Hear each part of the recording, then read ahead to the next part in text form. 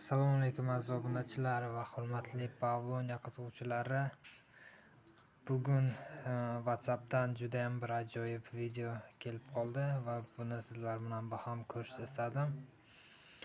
Pavloniyalarda dekorativniy holatda, ya'niki gul uchun, soya uchun, chiroy uchun ekilgan holatini ko'rib turibsiz. Ya'niki Pavloniyani nafaqat stroy material uchun, ya'niki chiroy uchun, dekorativniy daraxt bo'lishi uchun, chiroy uchun, zev uchun, guli uchun eksam bo'ladi.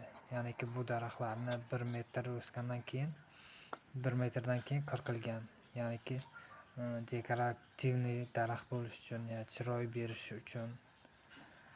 Bundan chiqdi, ya'niki Pavloniyani nafaqat stroy material uchun, ya'niki undan tashqari hovlimizga ya boshqa joylarga yo biron bir ko'chalarga chiroy uchun eksak ham bo'ladi.